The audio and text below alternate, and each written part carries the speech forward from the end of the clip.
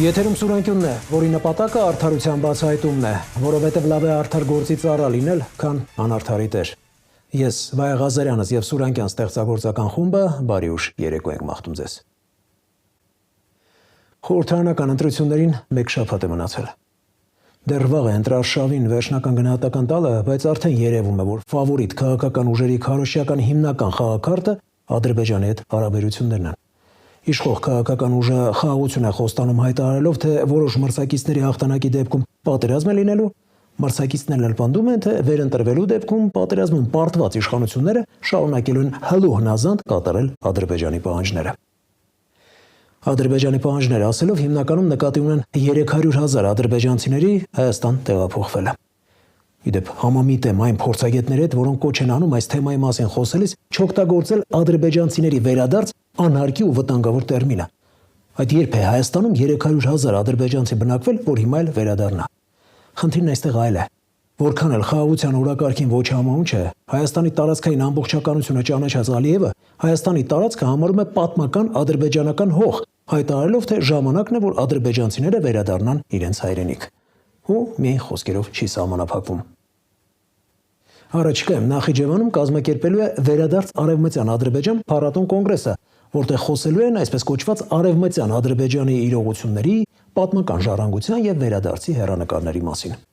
Այս կեղծիքն առաջ տանելով Ադրբեջանի իշխանությունները փորձում են մոլորեցնել նաեւ միջազգային հանրությանը, եվրոպացի պաշտոնյաների հանդիպումներ կազմակերպելով Արևմտյան Ադրբեջան կոչվածի ներկայացուցիչների հետ։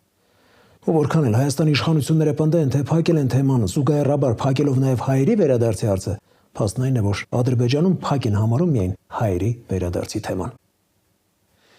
Որ Ադրբեջանը պահանջներ է առաջ քաշում ու հաստում դրանց իրականացմանը գաղտնիք չէ։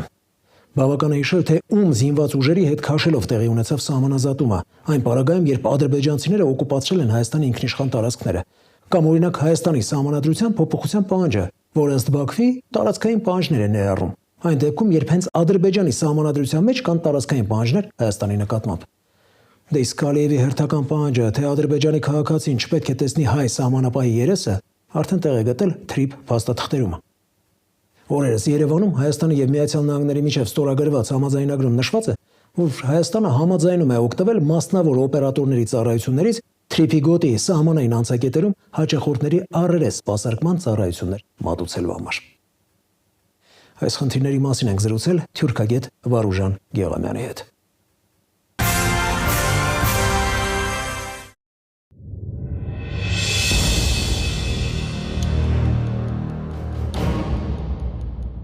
Երեք 300,000 ադրբեջանցիների Հայաստանում բնակեցման մասին թեզը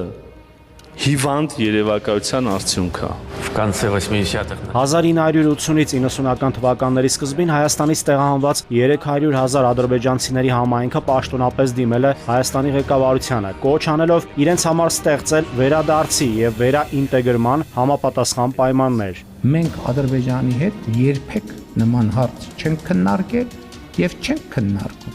Եվ ես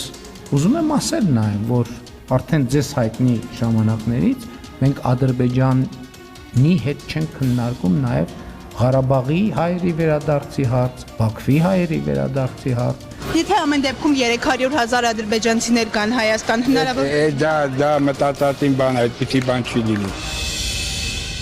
Ադրբեջանը հայտարարում է, թե 1980-1990-ականներին Հայաստանից իբր 300,000 ադրբեջանցի է վտարվել եւ պահանջում է պայմաններ ստեղծել նրանց վերադարձի համար։ Թեման առաջիկայում քննարկելու են նաեւ Նախիջևանում վերադարձ Արևմտյան Ադրբեջան 3-րդ փառատոն կոնգրեսում։ Արդյոք Ադրբեջանի նպատակներն այս հարցում լուրջ են, թե այսպիսի խոսույթով փորձ է արվում կանխել արցախցիների վերադարձի, Բաքվից, Սումգայիթից ու այլ քաղաքներից բռնագաղթածների թեման։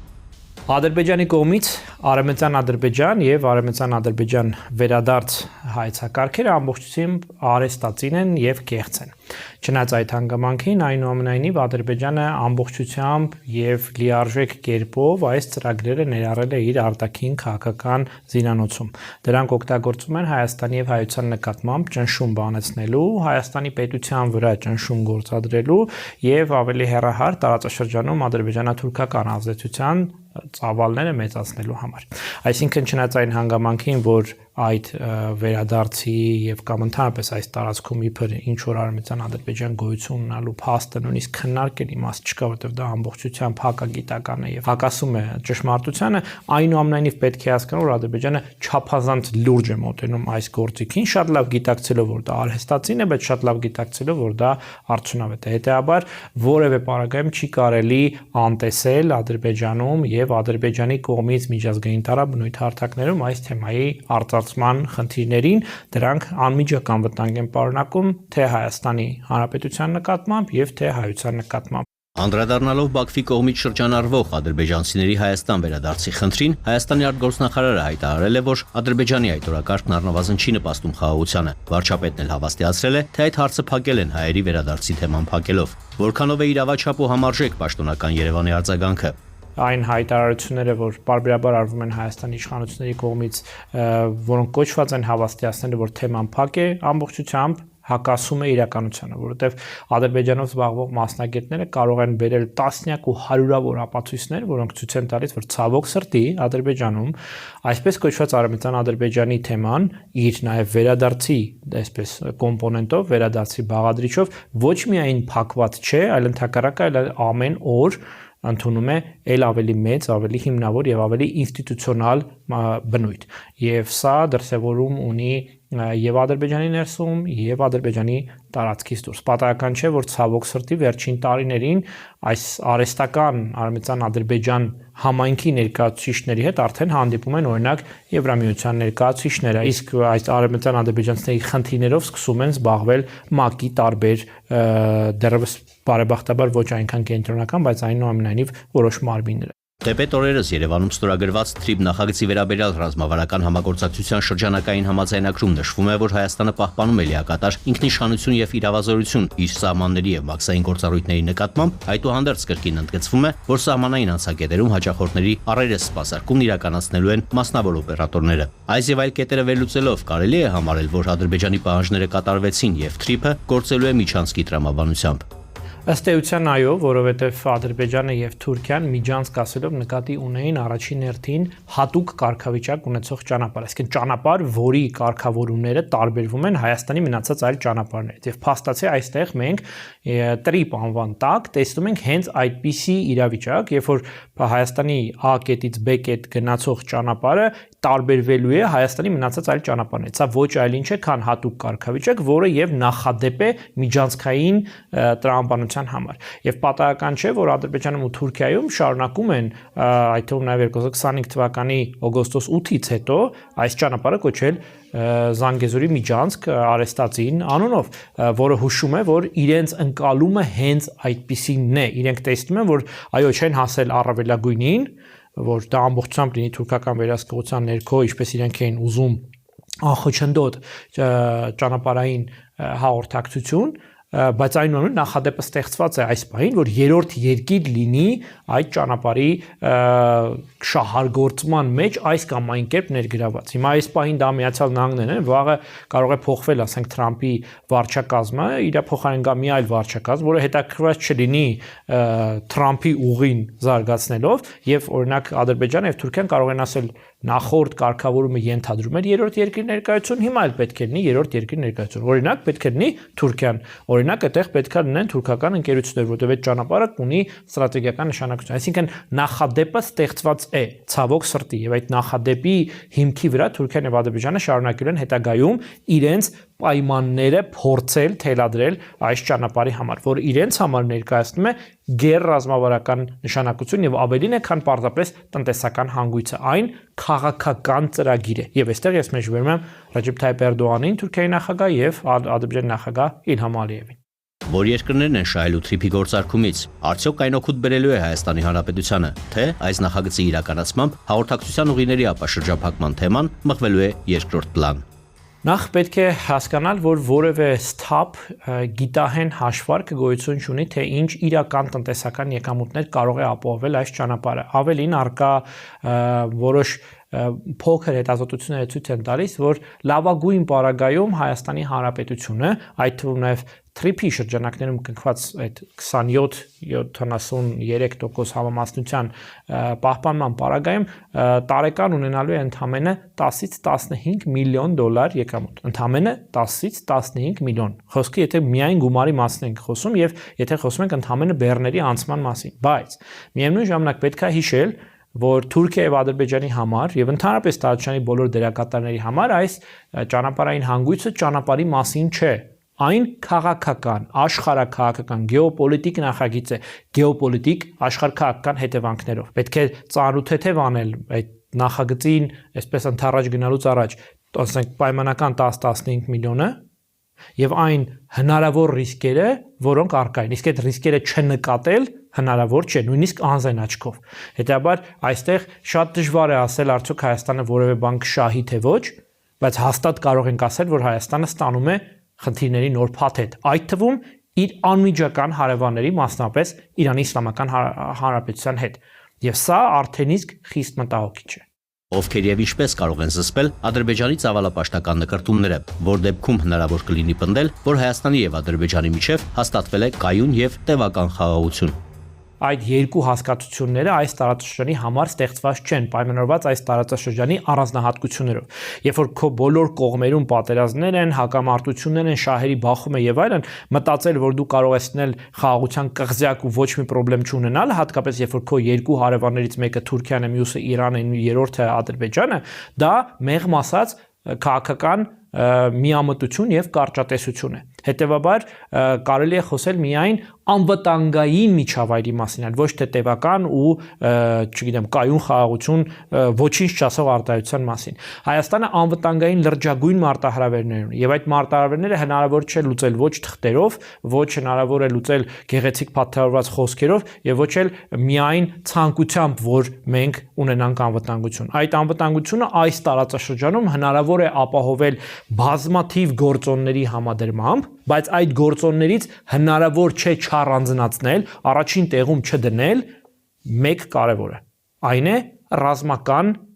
հնարավորությունները։ Եվ Հայաստանը իր ազինված ուժերով պարտավոր է անդադար լինել այդ անվտանգության ապահովման գլխավոր մեխանիզմը։ Չնայած Հայաստանի դեֆակտո իշխանությունները հայտարարում են մի տարօրինակ բան, որ անվտանգության գլխավոր երաշխիքը դա խաղաղությունն է, դա այդպես չէ։ Անվտանգությունը չի աշխատում խաղաղության մասին հայտարարություններով, այն բացառապես աշխատում է ուժի գործոնով։ 36-ամյա Մարինե Վերդյանն ապրում է Հրազդանում, փոքրիկ փայտ է տնակում, երկու դուստրերի եւ անկողնային հիվանդ տարեց մոր հետ։ Նրա կրտսեր աղջիկը ընդամենը 3 ամսեկան է։ Որպեսզի ամբողջական պատկերացում կազմենք խեղված ճակատագրեր էջի այսօրվա գլխավոր կերպարի մասին, ընդամենը մեկ փաստ արձանագրեմ։ Սոցիալական եւ ֆինանսական ծանր պայմանների պատճառով Մարինեն երբեմն ստիպված է լինում երեխային կաթի փոխարեն ուշադրություն ջուր տալ։ Մարինեն ողնաշարի լուրջ խնդիրներ ունի։ Իսկ գիտեք երբ են դրանք առաջացել։ Ես օրինակ երբ տեղեկացա, պապանձվեցի։ Պարզվում է ամուսնուն օգնելու համար Մարինեն Ռուսաստանում քարի գործանում ծանր քարեր է տեղափոխել։ Ու հենց այդ ծանր աշխատանքի հետևանքով էլ չի կարողանում երկար ժամանակ նստել կամ կանգնել էլ ուր մնաց աշխատել։ Այսինքն կարելի ասել, կիսահաշմանդամ կինը, ով նաև 3 ամսական երեխա է խնամում, այսօր գոյաբանական խնդրի առջև է, ու այս ծանր իրավիճակից դուրս գալու որևէ հույս չունի։ Փոխարենը ունի բազմաթիվ պարտքեր եւ գրեթե ամեն շաբաթ ստիպված է լինում անկոչ հյուրերի դիմավորել։ Պարտատերերն են, իրենց գումարներն են պահանջում, հնչեցնելով անեծքներ, հայհոյանքներ ու սպառնալիքներ։ Ու եթե հավելում ենք, որ երկհարկանի փայտե դոմիկը փլուզման վտանգի տակ է, ամեն քայլափողի առաստաղն ու հատակը դղրդում են, պատկերը ամբողջական է դառնում։ Մարինեն մեծ հոգատարությամբ խնամում է ոչ միայն իր երկու դուստրերին, այլև քաղցկեղով տառապող հիվանդ մորը։ Այն ինչպես չմտաբերես, նա ով չի տառապել, կարեկցելու ընդունակ չէ խոսքերը։ Հարգելի հեռուստադիտող, եկեք միասին վերականգնենք կյանքի հարվածներից կքած կնոջ հավատը։ Օգնենք, որպեսզի անկոչ հյուրերը էլ չանհանգստացնեն նրան, հատակները ամեն քայլափոխի չդղրդան, երեխաներն էլ սոված չքնեն։ Ներկայացնում եմ Քնարիկ Պետրոսյանի «Տառապանքի ու կարեկցանքի կանոնը» տեսանյութը։ Շատ ժամանակ վախենում եմ, որ բոլոր երեխեքը կընկնեն հարևանի տուն։ Հրազդանի մի ծայրամասում աղմուկից ու քաղաքի առօրյա շտապողականությունից հեռու կանգնած է մի փոքրիկ փայտե տնակ, որի պատերը վաղուց հոգնել են տարիների ծանրությունից։ Իսկ հատակն ամեն քայլից դղրդում է այնպես, կարծես տունն ինքն էլ փորձում է դիմանալ կյանքի հարվածներին։ Այս խարխուլ տնակում է ապրում 36-ամյա Մարինե Վերդյանը, իր երկու աղջիկների եւ մոր հետ։ Տան ներսում ցուրտը միայն եղանակից չէ, այստեղ ամեն անկյունում զգացվում է հոգսի, ցավի ու անորոշության լուռ ներկայությունը։ Մարինեի գրկում 3 ամսական փոքրիկն է, որի մանկության առաջին օրերն անցնում են կյանքի ու պայքարի մեջ։ Երեխայի լացի ձայնը մոր համար աշխարհի ամենածանր ձայնն է դարձել։ Լինում են օրեր, երբ տանը նույնիսկ մանկական կաթ չի լինում եւ Մարինեն արցունքները զսպելով ստիպված փոքրիկին պարզապես ջուր է տալիս, հույս ունենալով, որ երեխան գոնե մի փոքր կհանդարտվի ու սովից չի լացի։ Ամենացավալի բանն է։ Ոչ մի ծնող չեմ ուզի տենա իր երեխան ոնց ասենք օրվա հացը, այն որ դժվարություններով ստեղծում։ Ժամանակ ա եղել, որ երեխաս անգամ վառելիք չեմ ունեցել, որ վառելիք փայտը վառենք, շոր ենք վառել, որ տաքան ա երեխան, օրը սոված ա քնել մեծ աղջիկս։ Բայց ինձ երբեք բան չի արել, չի նեղացրի, ասի մամա սոված եմ կամ չգիտեմ ինչ։ 13-ամյա Էլմիրան, ով պետք է իր մանկության ամենապայծառ տարիներն ապրեր, արդեն սովորել է զրկանքների մեջ լուռ մեծանալ։ Նրա աչքերում կա մի շատ ծանր տխրություն, որը դժվար է բառերով նկարագրել։ Դպրոցում ստացած գլխի վնասվածքից հետո աղջիկը մշտական ցավեր ունի, բայց նույնիսկ այդ ցավերից ավելի ուժեղ է նրա երազանքը։ Ունենալ սեփական տունը եւ փոքրիկ սենյակը, որտեղ գիշերները առաստաղի ճեղքերից անձրև չի կաթի, եւ որտեղ ինքը կկարողանա հանգիստ նստել ու դաս սովորել։ Ուղեղային սալջարդա տարել 4-րդ դասարանում բուժվել է դրա համար մի որոշ ժամանակ։ Բայց էլի որ աղը գալիս է աչքերի դեմն է սևանում է, գլուխը սկսում է ցավել։ Ունենանք այնպիսի տուն, որ անմեջ տաք ջուր լինի, ամեն ինչը լինի մեջը։ Որ իմ ծնունդը լինի կամ ինչ որ առիթ լինի, չամաչում ընկերներից կանչում գան մեր տուն։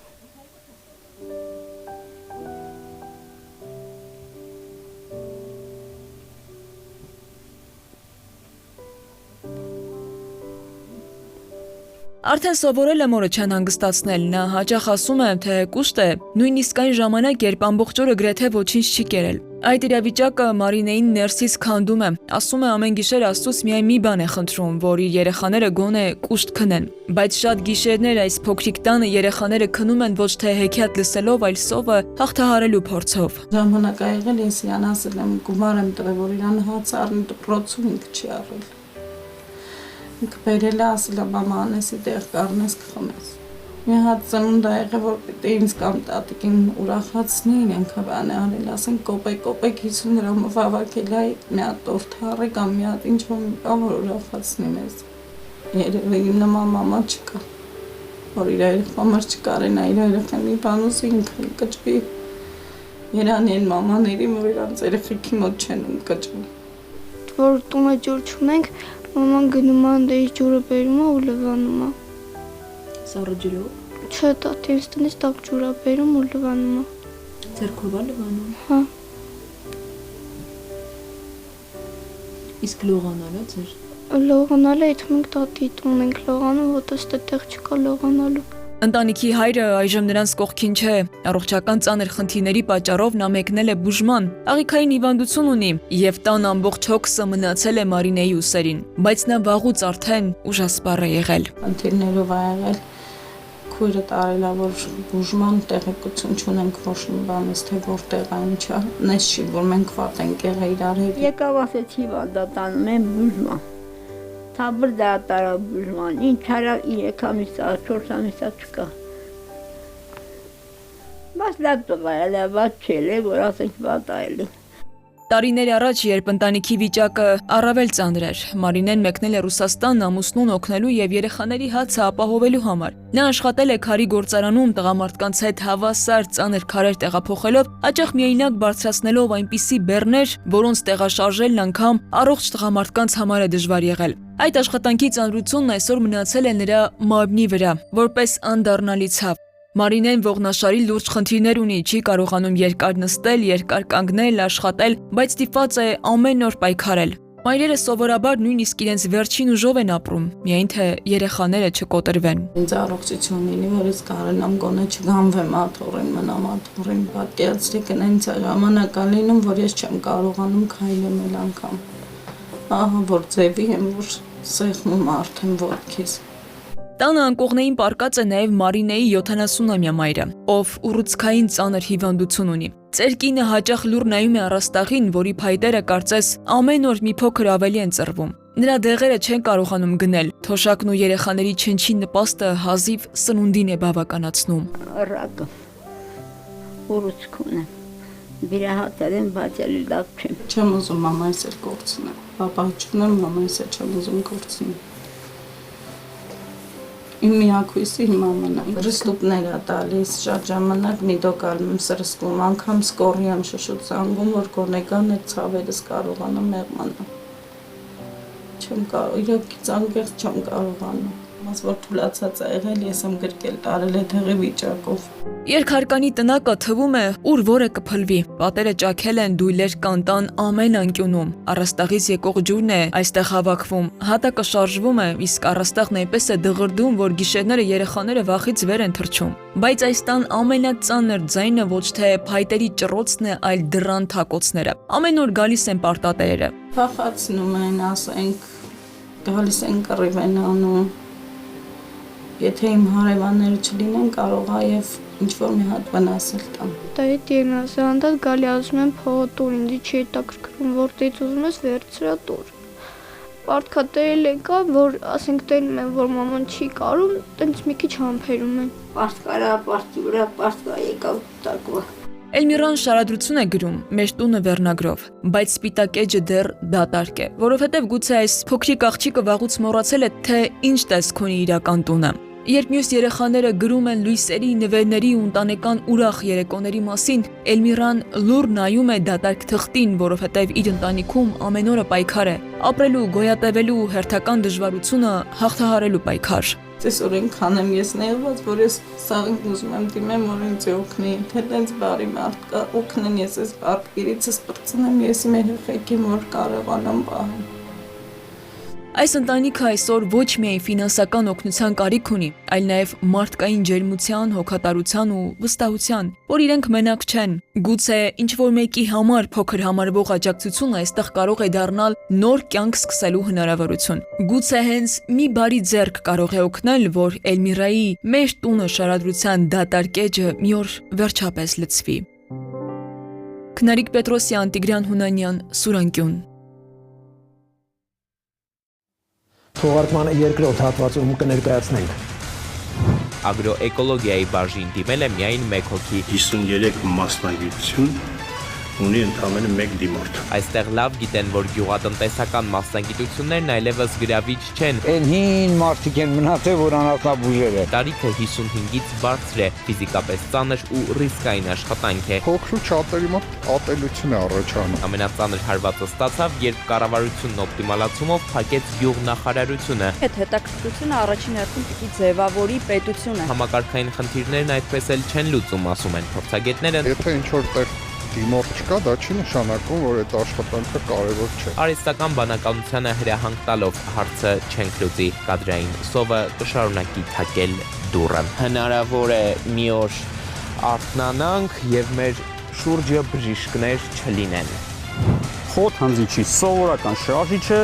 մոդիֆիկացնում բարելավում այն եւ դարձնում ԱԹՍ-ի բաղադրիչ։ Շատերի մոտ հաց մնաց, թե դրանցից որն էր հայկականը։ Իրավունքի մասով մենք միշտ ունեցել ենք թույլ տեղ։ Միայն ԱԹՍ-ներն էին հայկական։ Մնացածը ռուսական, հնդկական եւ ֆրանսիական են։ Դա ռազմարտությունաբերություն չի։ Որոնք են մեր բացերը կամ մարտահրավերները, եթե հաշվի ենք առնում, որ Ադրբեջանը ձեռքերը ծալած չի նստել։ Ինչ որ մեկը խոսում է բարեկարգի էֆեկտիվության մասին, ոչ։ Բանակի քննությունը ամենևին էլ զորահանդեսը չէ, պատերազմն է։ Վերջի անգամ փամփուկ տարածվել է, ինչպես վերջերս,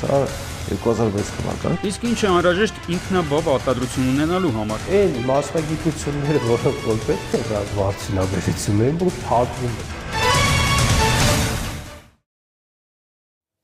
Ամեն տարի, երբ մոտենում է ընդունելության քննությունների շրջանը, սպասում ենք, թե որ մասնագիտությունների գծով են թափուր տեղեր մնալու։ Ու դա բնական է։ Մի երկրում, որտեղ տնտեսության հիմնական շարժիչ ուժը շինարարությունն ու սպասարկման ոլորտներն են, այլ բան հնարավոր չէ ակնկալել։ Ու քանի որ պահանջարկն է ծնում առաջարկ, ունենում ենք այն, ինչ ունենում ենք։ Իսկ պատկերը այսպիսին է։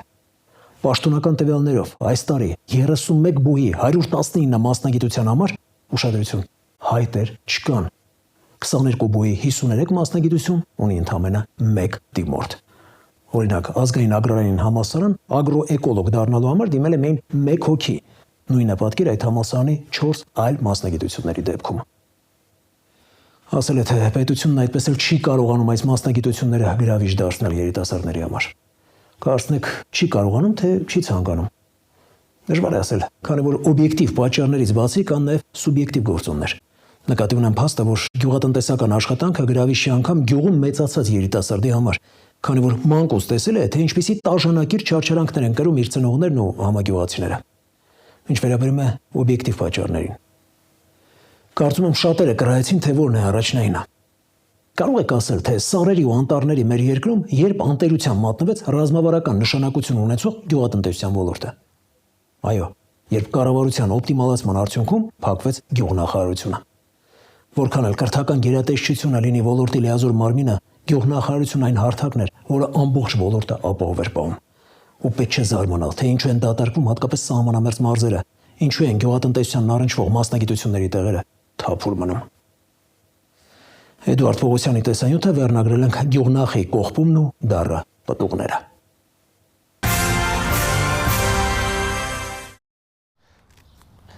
Մտքի ծայրով անցկացրել եք, որ հնարավոր է մի օր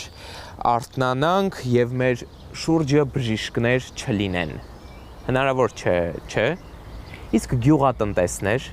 երբևէ մտածել եք այս մասին։ Մեր երկրում կրթական ոլորտի պատասխանատու կառույցներն արդեն տարիներ ի վեր ճիշտ այս ժամանակահատվածում, երբ 12-րդ դասարանում սովորողներն ավարտում են դպրոցը եւ բռնում բարձրագույն ուսումնական հաստատության ճանապարհը, հանրային օրակարգ են բերում համալսարաններում մի շարք մասնագիտությունների, այդպես էլ թափուր մնացող տեղերի հարցը։ Այն դեպքում, երբ այսպես կոչված թոփ բուհերի տրենդային մասնագիտությունների մեկ տեղի համար միաժամանակ պայքարում են մի քանի դիմորդ։ Այս տարին եւս բացառություն չէ, թեման դաշտում է, քննարկումները եռուն։ 22 բուհ 53 մասնագիտություն ունի ընդամենը 1 դիմորդ։ Եվ ընդհանուր 31 բուհի 119 մասնագիտություններ ընդհանրապես չհայտագրված դիմորդներ։ Պաշտոնական տվյալներով 2 տասնյակից ավելի բուհերը, որոնց 53 մասնագիտությունների համար միայն 1 դիմորդ է եղել, ինչպես նաև 31 բուհերը, որտեղ էլ 119 մասնագիտությունով ուսանող դառնալու ցանկություն հայտնողներ ընդհանրապես չեն եղել, եւ մասնավոր են եւ պետական կարգավիճակով։ Օրինակ ազգային ագրարայինի ագրոէկոլոգիայի բաժին դիմել է միայն 1 հոգի։ Նույնն է պատկերը նաև այս բուհի եւս 4 ուղություններում։ Գյուղատնտեսական ուղղությամբ մասնագիտություններ կան, որ նախընտրել են պետության համար կարևոր ուղղություն է համարվում։ Զբոսաշրջությունը միգուցե, գինեգործությունը, այդ ուղղություններով ունենք։ Չի ասի, որ շատ դիմորդներ ունենք։ Ներմոսած։ Մեր նկարահանող խումբն Արարատի մարզում է, այստեղ լավ գիտեն, որ գյուղատնտեսական մասնագիտություններն այլևս գրավիչ չեն, մասնագետների պակասը բացը իրենց մաշկին են զգացել։ Այն ժամանակ վերջացնում էին կար տեղեր, կոլխոզներ կար, սովխոզներ կար, մարդիկ կարում էին մտնեին գյուղատնտես որպես աշխատեին, ագրոնոմ աշխատեին եւ այլն, հիմա չկա այդ պահը։ Այդ բանը չկա, բայց իրանց համար, իրանց գյուղացիների համար, որ խորհուրդ տան, որ ինչ-որ բան լինի կամ ճիշտ գյուղատնտեսություն վարելու համար, այսօր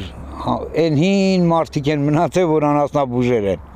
Նոր անասնաբուժեր պետք է։ Վերջ անասնապահություն արվում է էլի։ Հայաստանը եզակի երկիր չէ, որտեղ ագրոմասնագիտություններն այլևս գրավիչ չեն, դրանք այս պահին ամբողջ աշխարհում են ճգնաժամային փուլում։ Մի կողմից ոլորտը խիստ կարևոր նշանակություն ունի, նաև պահանջարկ։ Մյուս կողմից չի հետաքրքրում երիտասարդներին, ովքեր ընտրություն պետք է կատարեն, օրինակ հողագործական աշխատանքների եւ տեղեկատվական տեխնոլոգիաների, մարքեթինգի, բիզնեսի միջև։ Գրասենյակներում փափուկ ու հարմարավետ աթոռին նստած եւ կորացած մեջքով, այսպես ասենք, հողի հետ գործանելու երկընտրանքում։ Բազմաթիվ պետություններում ֆերմերների միջին տարիքը 55-ից բարձր է, ֆիզիկապես ծանր ու ռիսկային աշխատանք է, ոչ այնքան բարձր եկամուտով։ Երեխաները երբ որ տեսնում են գյուղերում իրենց ծնողների աշխատանքը, ինչքան ծանր աշխատանք են անում, երբեմն երեխաները իրենք էլ են ներգրավում այդ գյուղատնտեսական աշխատանքներում եւ փոքր ու շատերի մոտ ատելություն է առաջանում այդ աշխատանքի հանդեպ։ Եվ հետաքրքիր է, որ հենց գյուղերում ապրող երեխաների մոտ է այդ ատելությունը հաճախ ավելի ուժեղ։ Որպեսզի որևէ մասնագիտություն 21-րդ դարի երիտասարդի համար հետաքրքիր լինի, այդ հետաքրքրությունը առաջին հերթին պիտի ձևավորի պետությունը հենց, դարձնի գրավիչ, ստեղծի պայմաններ, որպեսզի այդ երիտասարդները կարողանան գալ այդտեղ կրթություն ստանալուն զուգահեռ նաև համապատասխան ենթակառուցվածքներ տեսնեն, որտեղ կարող են իրենց գիտելիքը կիրառելի դարձնել։ Սակայն նախկին խորհրդարանականը համոզված է մեր երկրում անցնող տարիների ընթացքում արվել է ճիշտ հակառակը։ Ավելին, Աննա Կոստանյանի պնդմամբ ագրոոլորտն ամենածանր հարվածը ստացավ, երբ կառավարությունն օպտիմալացումով փակեց գյուղնախարարությունը, ըստ էության գյուղոլորտը մատնելով անտերության։ Դա կարևորագույն մասնագիտություններից մեկի համար ապահովելու էր որ պլատֆորմ, որպեսզի շրջանավարտները գային եւ այդտեղ զարգացնեին իրենց գիտելիքները։ Գյուղատնտես Զորիկ Դավթյանը նաև գլոբալ հարցերի լուծման համար է գյուղնախարարության արկայությունը պարտադիր համարում, ինչպես հենց ինքն է ձևակերպում։ Հայաստանի գյուղնախարարություն պետք է, որ մի քիչ ավելի գլոբալ, ավելի մեծ մասշտաբի կարողանան այս գյուղացիներին օգնեն իրանց հարցերը կարգավորեն։ Վերադառնալով գյուղմասնագետների խնդրին։ Եթե ինչ-որ տեղ դիմորդ չկա, դա չի նշանակում, որ այդ աշխատանքը կարևոր չէ։ Ընդհակառակը նախկին падգամավորի դիտարկմամբ խնդրի առանցքը հենց այստեղ է, որ պետությունը տարիներ շարունակ իր խոսքով այդպես էլ չի կարողանում բարձրագույն ուսումնական հաստատություններ ճիշտ պատվերներ իջեցնել, ձևակերպել, թե հատկապես որ ոլորտում եւ ինչ մասնագետների կարիք կա։ Հայաստանը իր լանդշաֆտով, բնությամբ, բնակլիմայական պայմաններով եւ ռեսուրսներով լիարժեք կարող էր գյուղատնտեսական ուղղությամբ զարգացնել իր պոտենցիալը եւ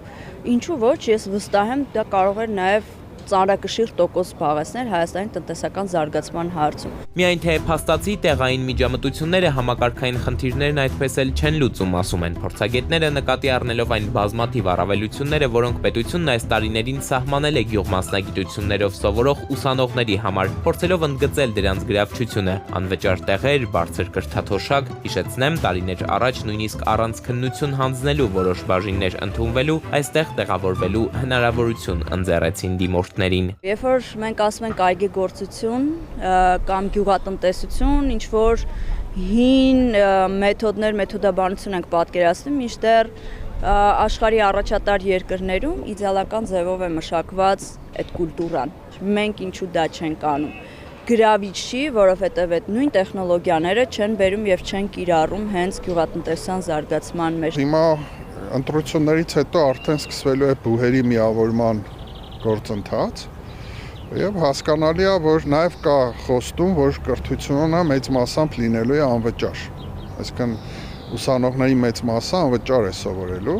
եւ եթե այդ տարբերակին գնանք, բնականաբար տեղերը կկրճատվեն։ Այսինքն պատկերացնում եք, չէ՞, եթե կրթության մեծ մասը անվճար է, պետությունը հաստատ կրճատելու է տեղերը, որտեղ անվճար չի կարող մեծ թվով տեղեր տալ։ Եթե տեղերը կրճատվում են, նաև այն տեղերը, որոնք այսօր թափուր են, դրանք էլ կլրացվեն։ Մասնագիտության ընտրությունը միայն թվերի ու ցուցանիշների հարց չէ, այն նաև երկրի զարգացման ուղղության մասին է խոսում, նշում են փորձագետները, եւ երբ մի կողմից լսում ենք բարձր պահանջարկի աղմուկ, մյուս կողմում լռություն է, նույնքան կարևոր ոլորտների շուրջ։ Առանց բժիշկների օգնության չենք կարող պատկերացնել մեր կյանքը, իսկ օրինակ առանց սննդի կարող ենք, նույնպես բացասական է պատասխանը, եւ ուրեմն, եթե վաղը այս շարքում մասնագետներ չլինեն, միանշանակ է տանը էկրանի առջև նստած արհեստական բանականությանը հրահանգ տալով հարցը չենք լուծի, կադրային սովը կշարունակի թակել դուռը։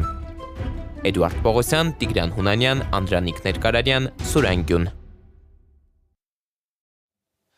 Եթե հիշում եք, ամիսներ առաջ փորձագետների մեծ մասը կանխատեսում էր Իրանի ջախջախումը։ Աշխարհի թիվ 1 գերտերությունը ամբողջ զինանոցով եւ արդիական տեխնոլոգիաներով թիրախավորեց Իրանը եւ շատերի մոտ տպավորություն ստեղծվեց, որ իրանցիները ուր որը կնահանջեն։ Բայց դա ընդհանրապես պատրանք էր։ Մարդիկ, ովքեր ուղնուծուծով էին ուսումնասիրել մեր հարևանին, վստահ էին, որ երկիրը դիմակայելու է։ Այդպես էլ եղավ։ Համենայն դեպս, մինչև այս պահը Իրանը չի նահանջում, վերահսկում է Հորմուզի նեղուցը եւ ընդհանրապես պատային իրավիճակ է ստեղծել Միացյալ Նահանգների համար։ Ռազմա արդյունաբերություն։ Հենց սրա շնորհիվ են հիմա իրանցի պաշտոնյաները բանակցում ուժի դիրքերից եւ կարողանում մատ թափ տալ աշխարհի հզորագույն բանակի վրա։ Այո, ռազմաարդյունաբերությունը Իրանում հասել է զարգացման աննախադեպ մասշտաբների եւ խոսքը ոչ միայն զինանոցի որակի, այլև քանակի մասին է, երբ երկիրը կարողանում է զրոյից արտադրել անհրաժեշտ քանակի գերարագ, գերճշգրիտ զենքեր, որոնց առաջ անզոր է անգամ ամերիկյան հակաօդային պաշտպանության համակարգը։ Հիմա գանք Հայաստան։ Նախորդ օրերի ամենակննարկված թեմաներից մեկը հայկական ռազմաարդյունաբերության վիճակն էր։ Անցած տարիներին արդյունաբերության այս ոլորտը ցավոք ցանկալի արդյունք չարձանագրեց։ Հակառակ դեպքում ռազմական գործողությունների ընթացքում կունենայինք հայկական արտադրության զինատեսակի հաջող կիրառության գետ 1 ապացույց։ Հիմա պաշտոնյաները վստահեցնում են, որ դասեր են քաղել, որ փոխվել է այս ոլորտի քաղաքականությունը։ Հավաստիացնում են, թե Հայաստանում մշակվում եւ արտադրվում է սեփական զենք եւ որ տարբեր պետություններից գնել են նաեւ գերճշգրիտ զենքեր։ Մասնագետները սակայն այս հարցում լավատես չեն։ Ասում են, թե լուրջ խնդիրներ կան ինչպես տեղական ռազմաարդյունաբերության բյուջեի ծախսային հոդվածներում, այնպես էլ դրսից ձեռք բերված զենքերը մեր բանակին ադապտացնելու եւ դրանց համար զինամթերք հայթայթելու հարցում։ Թե ինչի մասին է խոսքը, Արմեն Աթալյանի «Թղթե զենքը հաղթաթուղթ չէ» տեսանյութում։ Հանրապետության հրապարակով անցնող զինտեխնիկան նախորդ օրերին բոլորը տեսան, գնահատեցին, որոշ մարդիկ նույնիսկ դրանց դիպան ու մոտիկից ուսումնասիրեցին։ Բայց նախ շատերի մոտ հաց մնաց, թե դրանցից որն էր հայկականը, որը դրսից ներկրված է։ Քանի որ միջոցառման ընթացքում բոլորին շնորհել էին հայկական հեթանոսական աստվածների անուններ ու չէին զանազանվում մերոքականներն ու օտարները։ Իրականում ցուցադրվածներից միայն ԱԹՍ-ներն էին հայկական։ Մնացածը ռուսական, հնդկական եւ ֆրանսիական են։ Էլի վատ չէ, էլ ինչ եք ուզում կհացնեն մարդիկ։ Տեսարանն իսկապես լավ զորահանդեսի նկատի ունենք, բայց բանակի քննությունը ամենևին էլ զորահանդեսը չէ, պատերազմն է։ Իսկ թե ինչ խնդիրներ կարող է ունենալ պատերազմի ընթացքում, կարելի է կանխատեսել մինչև դրա մեկնարկը։ Զինամթերքի մասով մենք միշտ ունեցել ենք թույլ տեղ, որովհետև զինամթերքը ցանկացած մարտական գործողությունների ժամանակ սպառվում է շատ արագ տեմպով եւ պետք է հասցնես։ Վերջի անգամ փամփուշտ արտադրվել է, ինչպես վերջերս, 2006 թվականին։ Նույնը վերաբերում է հրետանային զինամթերքին եւ դա ոչ միայն ասենք արկերին, այլ նաեւ հրթիռներին։ Հնդկաստանից եւ Ֆրանսիայից գնված մոբիլ հրետանին շատ լավ հնարավորություններ է տալիս հայկական զինուժին։ Խնդիրն այն է, որ արկերը, այն էլ գերճշգրիտները, որոնք այս զենքերի առավելությունն են համարվում, շատ արագ են սպառվում։ Ինտենսիվ մարտերի դեպքում մի քանի օրում։ Պարզապես նշենք, որ 44-օրյա պատերազմի ավարտին արկերի մատակարարումն արդեն մեծ խնդիր էր դարձել։ Հրետանային դիրքերում եղածն ամբողջությամբ ծախսվել էր։ Իսկ մենք բավականին բաց տարածաշրջանում ենք, որտեղ զինամթերքի լոգիստիկան միշտ էլ մեծ խնդիր է եղել։ Մեկ նմուշ, երկու նմուշ կամ նույնիսկ 5 հատ ինչ որ տեխնիկա ցուցադրելը դա ռազմաարդյունաբերություն չի։ Նույնիսկ չեմ ասում դա ընդհանրապես պատերազմի կամ պաշտպանության պատրաստվածություն չի։ Ռազմաարդյունաբերությունը, պատերազմի պատրաստ լինելը կամ ինքնապաշտպանությանը պատրաստ լինելը դրանք լոգիստիկ խնդիրներ են։ Ոլորտի պատասխանատու չինովնիկները պարբերաբար հայտարարում են, որ զենքի սեփական մշակումների վրա հիմա էական գումարներ են ծախսվում, այդ թվում ինքնաբավության հարցը լուծելու համար։ 400 միլիոնի կարգի 3 տարվա ընթացքում պետք է ծախսվեր արտադրության վրա, մոտավորապես մի 50 միլիոն էլ պետք է ծախսվեր նոր մշակումների վրա։ Ուրեմն այդ 50 միլիոնից լավագույն դեպքում ծախսվել է 10-ը, իսկ այդ 400 միլիոն արտադրության բյուջեից դատելով անուղակի հնչեցված թվերից ծախսվել է մի 30% ավելի պակաս։ Վերջին տարիներին զենքի մշակումների համար բյուջեից հատկացված գումարները տարեվերջին պարբերաբար վերադարձնում են բյուջե, քանի որ տարվա ընթացքում չեն ծախսվում։ Կա կարծիք, որ դրա պատճառն ահռելի բյուրոկրատական թղթաբանությունն է, որը տեխնոլոգիական ընկերություններին հեռու է պահում պետության հետ համագործակցությունից։ Այս տարի ընդհանրապես դեռ փողալ չեն ծախսել։ Մշակումների, այսինքն գիտահետազոտական փորձակոնստրուկտորական աշխատանքների բյուջեից առաջ 4 ամսվա ընթացքում ծախսվել է կլոր 0 դրամ եւ հատուկ են ընկերություններ են, որոնք պայմանագրեր ստորագրել են եւ ֆինանսավորվել են արտադրության պայմանագրերի մասին է խոսքը։ Իսկ մենք ինչ պետք է արտադրենք կամ գնենք, որոնք են մեր բացերը կամ մարտահրավերները, եթե հաշվի ենք առնում, որ Ադրբեջանը ձեռքերը ծալած չի նստել եւ բազմապատկել է սեփական զինանոցը։ Ամենակարևորը որքանով է թեստավորված իր դեմ կիրառվող հավասարազոր տեխնիկայի դեմ։ Բայրակտարը, որը որ մեր դեմ կիրառվում էր ու մեր ոչ այդքան էֆեկտիվ սովետական հոբ համակարգերի դեմ, կրկին ռուս-ուկրաինական պատերազմի ժամանակ դարձավ տխրահռչակ։ Ինչ որ մեկը խոսում է բայրակտարի էֆեկտիվության մասին, ոչ, որովհետև համապատասխան մակարդակի հոբ միջոցներ կիրառվեցին ու վերջ։ Իրականում ԱԹՍ-ների արտադրությունն իհարկե լավ է, բայց հարցն այստեղ քանակին է վերաբերում։ Մերօրյա պատերազմներում օրական հարյուրավոր նման զենքեր են կիրառվում։ Նույնն արել է Ադրբեջանը 44 օրյայում։ Հայաստանի Հանրապետությունը որքանով ունի համապատասխան արտադրական հզորություն ու որքանով ունի համապատասխան ռեսուրսներ, որպեսզի որևիցե ընդհանրային մաս չի կամ, չգիտեմ, ինչ-որ մի կարևորագույն դետալ ինքնուրույն արտադրի։ Այդ հարցին առաջինը պետք է պատասխանեն պատկան մարմինների մասնագետները։ Իսկ ինչ է անհրաժեշտ ինքնաբավ արտադրություն ունենալու համար։ Նախ մասնագետներ, նրանք պետք է լինեն շատ, որպեսզի ռոտացիոն սկզբունքով անհրաժեշտության դեպքում փոխարինեն իրար։ Իմ ղեկավարման տակ եղել է ավտոմատացման նախագծում հաշվարկներ ա եղել ամրության հաշվարկների եւ ջերմային հաշվարկների։ Պոլիտեխնիկի այդ մասնագիտությունը, որը պատրաստում է, կարծեմ սառնարանային տեխնիկայի տրանսպորտի բաժնում էր, դա 10 տարի առաջ կարծեմ փակվել է։ Այն մասնագիտությունները, որոնք որ պետք են ռազմաարդյունաբերությունում են, որ փակվում են։ Ռազմաարդյունաբերության զարգացման համար հիմա նեղ մասնագետների կարիք կա։ Հայաստանում պահանջվածներից որոշները պարզապես չկան։ Այդքան մասնագետ պահելու համար մեր պետությունը ռազմաարդյունաբերությանը պետք է այդքան պատվեր անի, որը որ չի անում, եւ պետքա այդ մասնագետների համար այնպիսի միջավայր սարքի, որ գոնե իրանք կարողանան այլ ոլորտներում մատակարարեն, ասենք օրինակ այլ երկրների համար հաստոցներ սարքեն։ Այսինքն, որպեսզի բուհը ստեղծի, ասենք, ճարտարագիտության կամ քիմիայի ինչ-որ ճյուղին վերաբերող ամբիոն, պետք է ապագա սովորողներին աշխատանքով ապահովելու հեռանկար ցույց տա, լինի ռազմաարդյունաբերության, թե քաղաքացիական ոլորտներում։ Մենք մեր ռազմաարդյունաբերության համար նման կոմպոնենտների սեփական արտադրություն համարյա թե չունենք։ Շարժիչների չունենք, բոլորը ներկրվող է, հարտկոցների չունենք, բոլորը ներկրվող է։ Եթե հանգարց ինչ-որ երկրներից մեկը ինչ-որ մի նման մատակարարում փակեց, մեր ամբողջ ռազմաարդյունաբերությունը կանգնում է։ Նախորդ ամիսներին պատերազմի ժամանակ բավականին լավ իրենց դասավորեցին իրանական կամիկաձե ԱԹՍ-ները։ Դրանցում շատ են կիրառվել քաղաքացիական տեխնոլոգիաները։ Ասենք, իրանցի ինժեներները վերցնում են խոտ հնձիչի սովորական շարժիչը, մոդիֆիկացնում, բարելավում այն եւ դարձնում ԱԹՍ-ի բաղադրիչ։ Հենց քաղաքացիական ոլորտից ռազմական տեղափոխված մասնագետների շնորհիվ է հարևան Թուրքիան հասել ռազմաարդյունաբերության էական զարգացման։ Հայաստանում լիքը սարքավորումների սպասարկման ուղղությամբ կադրեր մեր մոտ գնում ընդեղ էին վերապատրաստում գալիս եւ հիմա էլ, այո։ Կենցաղային տեխնիկայի սպասարկող ու բավական բարդ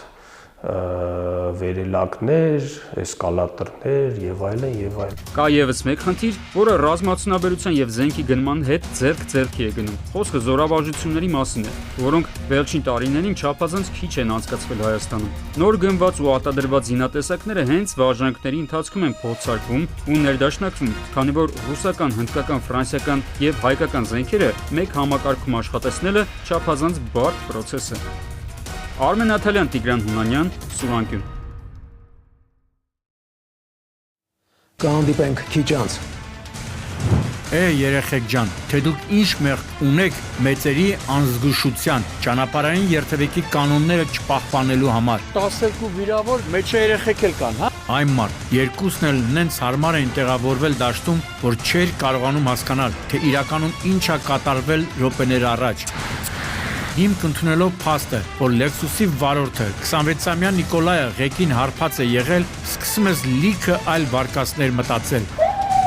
Գևոր, նույնիսկ այս խաչը քեզ չփրկեց, չնայած շատ մեղադրելու էլ չկա։ Հենա տեսնում եք, որ ճանապարհի այս հատվածում լուսավորությունը բացակայում է։ Նայ ժամացույցը ոնց է կոտրվել։ Շատ արագ է քշել։ Ստացվել են նաև տեղեկություններ, որ նա հարվածներ է հասցրել մահացածին։ Նրա ձեռքում եղել են մահացածի մազերը։ Պատճառաբանել է, թե երբ իր հղիկինը իրեն դուրս է նետել ավտոմեքենայից,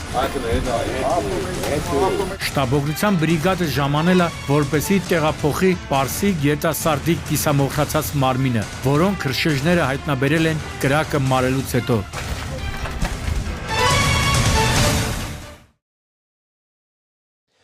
Սուրանկյան երկարակեցության գրավականներից մեկն էլ, այսպես ասեմ, մատի ու մատանու արանքը չմտնելու սկզբունքն է։ Սովորաբար անձնական թեմաները բավականին նուրբ են ու քանիցս ականատես են եղել, թե տխուր ինչ ավարտ է ունեցել այս կամ այն ընտանիք անկոչ յուրի մոտքը։ Բայց լինում են դեպքեր, երբ ընտանիքը ինքն է սեփական սպիտակեղենը հանում ի ցույցահանության։ Ու ցավոք այդ գործընթացը նաև ողբերգական ավարտ է ունենում։ Գեղարքունիքի մարզում հանրությանը ցնցած դեպքը ասվածի դաժան վկայությունն է։ Եվ ուրեմն իրավապահները ազանգ են ստանում, թե Ճամբարակի խաչմերուկում կայանած ամենագնացում կնոջ դիկը։ Կարճ ժամանակ անց պարզում են, որ մահացածը 22-ամյա Մարիաննան է, որը ուշադրություն հղի էր։ Հետո պարզում են, որ ճակատագրական րոպեներին նրա կողքին եղել է ամուսինը 21-ամյա Հայկը, ով պնդում է, թե կինը մեքենայից իրեն ցած է նետել։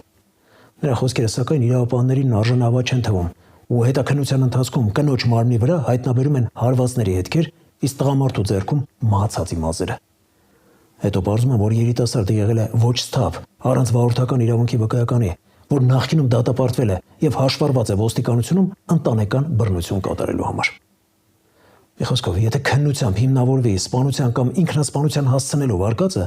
միանշանակ սույն երիտասարդը տևական ժամանակ փտելու է բանտում։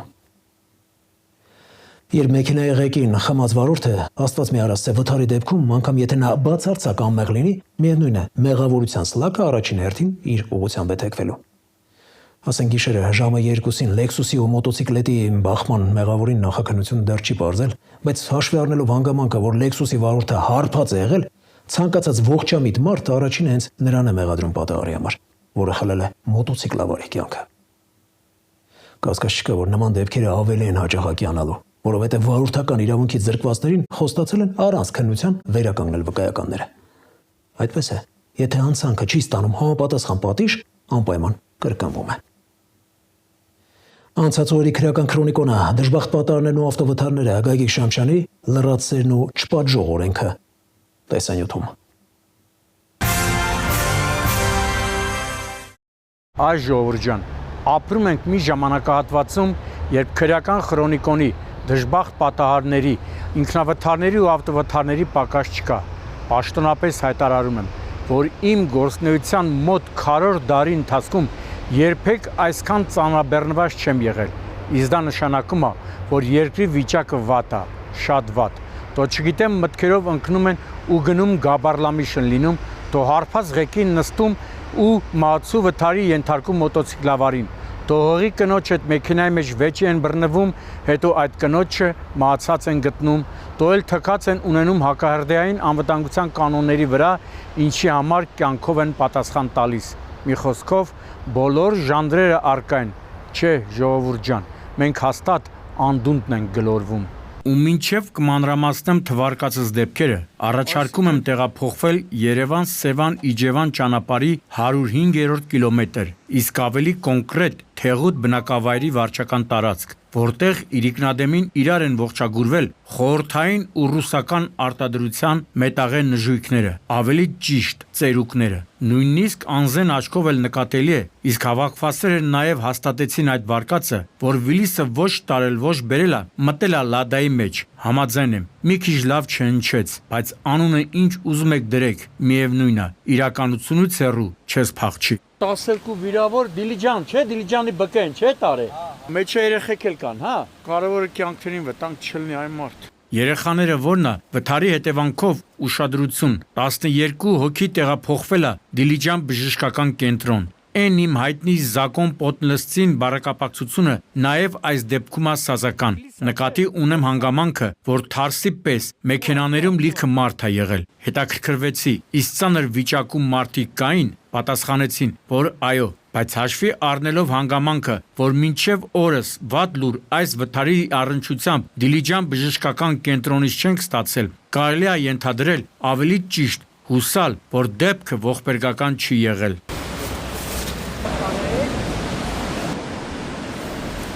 12 վիրավորից քանի հոգի են երեխեքը։ 5 երեխա են, անչափված։ Երեխեք ջան, թե դուք ինչ մեղք ունեք մեծերի անզգուշության, ճանապարհային երթևեկի կանոնները չպահպանելու համար։ Բացի նրանից, որ այո, մեքենաներից մեկը խախտել էր կանոնները, նաև լուրջ կասկած կա, որ նաև գերազանցել է մարդկանց տեղափոխության թույլատրելի քանակը։ Ստեղ են ասում, իսկ գյուղի բանը էլի, չնայած քաղաքաբնակներն էլ են հաճախ իրենց մեքենաները բեռնատարի տեղ դնում։ Լավ, ինչևէ, Տավուշից տեղափոխվենք Արագածոտնի մարզ, որտեղ մայիսի 25-ի առավոտը խաղաղ չէր Նիսսանի ու Volkswagen-ի վարորդների համար։ Խաղաղ չէր որն է, ի տարբերություն նախորդ դեպքի, այստեղ հրաշք տեղի չի ունեցել, ինչը նշանակում է, որ ներկայացվող տեսանյութում ընդամենը մի դեպք էր երջանիկ ավարտով։ Բախում ընդդողացույցի Nissan Passat։ Դե լավ էլի Շամշան, ինչ Nissan Passat, Volkswagen Passat-ա, թե ասա այդքան լուսաբանում ես, տենց էլ մինչև վերջ, այս մեքենաների մակնիշները չսովորեցիր։ Լավ, ինքնակնատատությունը լավ բան է, բայց ինչպես ասում են, չմոռանանք ինչի համար ենք հավաքվել։ Իսկ հավաքվել ենք, որպեսզի փաստենք, որ առավոտ կանուխ ժամը 7:15-ի սահմաններում Մարգարավ Վանաձոր ավտոճանապարհի 71-րդ կիլոմետրին Ապարանք Քուչակ հատվածում իրար են բախվել Nissan Cianan ու Volkswagen Passat-ը, ինչի հետևանքով երկու մեքենաներն էլ հայտնվել են դաշտում, իսկ Volkswagen-ը, ինչպես տեսնում եք, բախվել է նաև ծառին։ Էս է Volkswagen-ի նշանն է։ Էսի որի համարն է։ Nissan-ի համարն է։ Այն մարդ, երկուսն էլ նենց հարմար էին տեղավորվել դաշտում, որ չէր կարողանում հասկանալ, թե իրականում ինչ է կատարվել րոպեներ առաջ։ Այդուհանդերձ, հիմք ընդունելով փաստը, որ երկու մեքենաներն էլ վնասվել էին դիմացի ձախ հատվածից, հիմնական վարկածը կարա լինի հանդիպակաց դուրս գալը, այսինքն հին հայկական հիվանդությունը, ասենք առանց համապատասխան տեսադաշտի դուրս են գալի վազանցի։ Իսկ հետևանքն այն է, որ մեկ հոգի տեղում մահացել էր, երեքին էլ տեղափոխել էին աշտարակ բժշկական կենտրոն։ Ոյ, սա հետքերն ասա։ Հիմա անդրադառնամ մեկ այլ ճակերտավոր հերոսին, որը եւս հաստատ կզրկվի վարորդական իրավունքի վկայականից ու 1 տարի անց առանց քննության կվերականգնի։ Խոսքը գիշերը ժամը 2-ին Մայրաքաղաքի Գրիգոր Լուսավորիչ եւ Իտալիայի փողոցների խաչմերուկում այս Lexus-ի ու մոտոցիկլետի բախման մասին է, ինչի հետևանքով մոտոցիկլավարը 29-ամյա Էրիկը տեղում մահացել էր։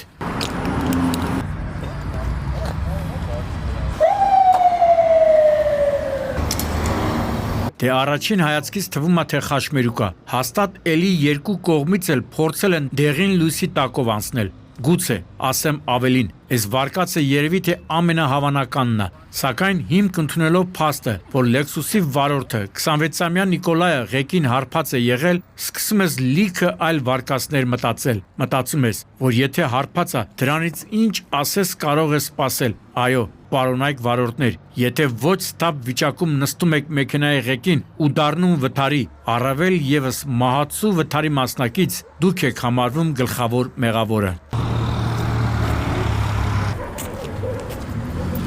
Տեղեկացա, որ Էրիկը մենակ չի եղել մոտոյով, հետևում 32-ամյա Գոհարն անստաց եղել, որին մոտոցիկլի գլխի վրա շրջվելու հետևանքով մարմնական վնասվածքներով տեղափոխել են հիվանդանոց։ Լավ, իսկ ինչ է նման դեպքերում հասնում ոչ ստապ վիճակում գտնվող վարորդին։ Դե իհարկե, երկամսակ կալանք, որի ընթացքում եւ հետո իրավապանները պետք է նրա ապագայի հարցը որոշեն։ Բայց արի ու տես, որ դատարանը մերժել է քննիչի միջնորդությունը եւ հարբած Նիկոլայի նկատմամբ կիրառել է երկամսա տնային կալանքը։ Պատկերացնում եք, չէ, պաստառ պոկելու համար մարդուն ուղարկում են հոգեկան առողջության կենտրոն, որտեղ նա ինքնասպան է լինում, իսկ ոչ թափ վիճակում գտնվող վարորդին, ով մահացու վթարի հեղինակ է, ուղարկում են տուն։ Այն ոնց էր ասում Սիամանթո, ով մարդկային արդարություն, թող ես թքեմ քու ճակատիդ։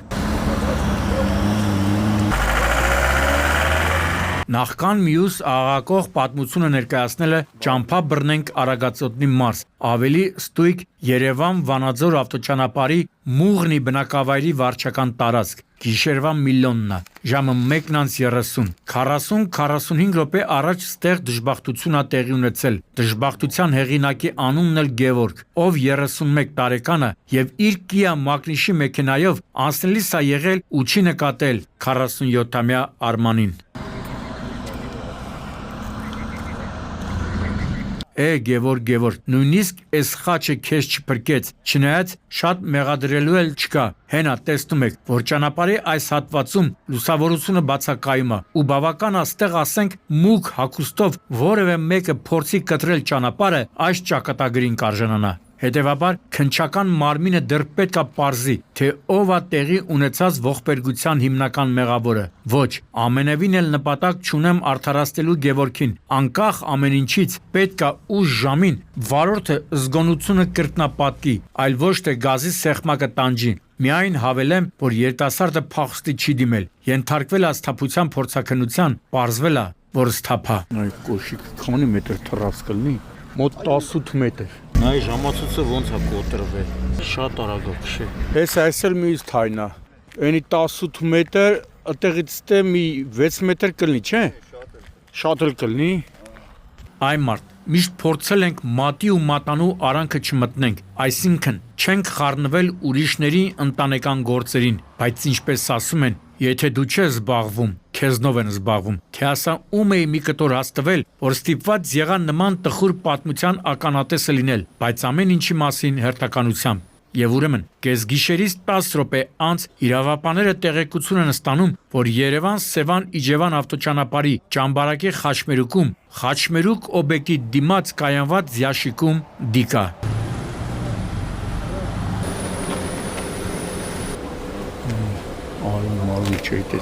Հասնելով դեպքի վայր, իրավապանները մեքենայի հետևի նստատեղին հայտնաբերում են երիտասարդ աղջկա D առնանման հետքեր։ Կարճ ժամանակ անց պարզում են, որ մահացածը 22-ամյա Մարիաննան է, որը ուշադրություն հղի է եղել։ Իսկապես շոկի մեջ է ժողովուրդ ջան։ Գեղարքունիքի մարզի քրեական ոստիկաններն ու Սևանի համայնքային ոստիկանները հայտնաբերում ու ձերբակալում են նրան, ով եղել է Մարիաննայի հետ մեքենայում, այսինքն ամուսնուն, 21-ամյա Հայկին։ Վերջինը հայտնում է, որ կինը մեքենայից իրեն ցած է նետել, բայց իրավապաններն էլ հոմ երեկվա երեխեքը չեն, որ ամեն մի ասած հալած յուղի տեղ ընդունեն։ Սկսում են քննություն տանել նաև սպանության եւ ինքնասպանության հասցնելու փաստերով ու իրավացի են գտնվում։ Ոստիկանության, համայնքային ոստիկանության Սևանի բաժնի աշխատակիցներ Նախ պարզում են, որ այդ երիտասարդը եղել է ոչ սթափ եւ առանց վարորդական իրավունքի վկայականի։ Հետո տեղեկություն են ստանում, որ ստահակը հաշվառված է եղել ոստիկանության կենտրոնական բաժնում ընտանեկան բռնություն կատարելու համար եւ ամիսներ առաջ է ազատվել քրեակատարողական հիմնարկից։ Ստացվել են նաեւ տեղեկություններ, որ նա հարվածներ է հասցրել մահացածին։ Նրա ձեռքում եղել են մահացածի մազերը։ Պատճառաբանել է, թե երբ իր հղիկինը իրեն դուրս է նետել ավտոմեքենայից, ինքը մազերից բռնել է, սակայն չի կարողացել կանխել դա։ Մի խոսքով, եթե քննության վերջնական պարզվի, որ սա կնոջ մահվան պատճառը, առանց խղճի խայթի դատավորը պետք է սրան ուղղակի ցմահ բանդարկության տա։ Ցավակցում եմ մահացածի հարազատներին։ Մոտեցեք։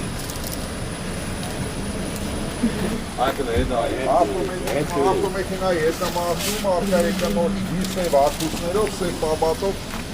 Եվ վերջում մեր երկիրը հեղեղած հնդիկների ու պարսիկների բացասական կողմերի մասին։ Ես չգիտեմ, թե իրենց երկրում ոնց են վերաբերում հակահրդեհային անվտանգությանը, բայց մենք շարունակաբար կոչ ենք անում, որպեսզի այդ հարցում բնակչությունը շատ ուշիմ լինի, թե հիմա լեզվային խոչընդոտն է, որ չեն լսում մեր կոչերը, թե առհասարակ շատ փնթի են վերաբերվում այդ հարցերին, փաստն է, որ մեր կոչեր անտեսողների քիթը միշտ էլ գետնին են կպնում։ Հեսա գազի բալոններ են օգտագործում, գազաֆիկացված չի տարածքը։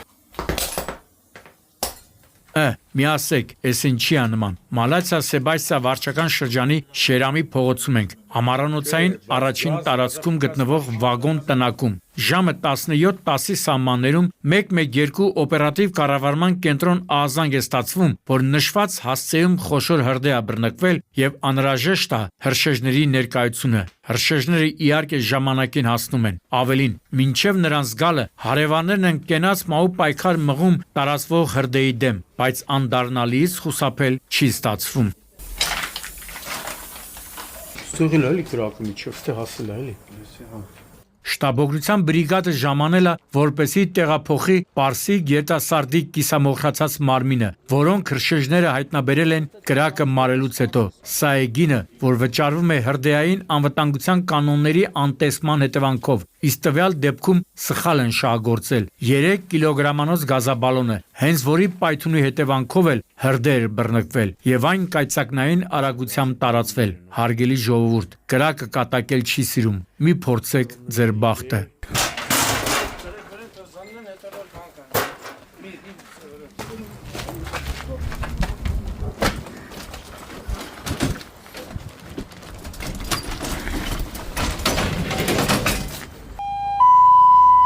Գագիկ Շամշան, Սուրանկյուն։ Այսքանը գնանք լույսի հետևից, դրանից պայծառը չկա։ Կհանդիպենք հունիսի 7-ին ժամը 22-ին։ Աստված պահապան հայազգին։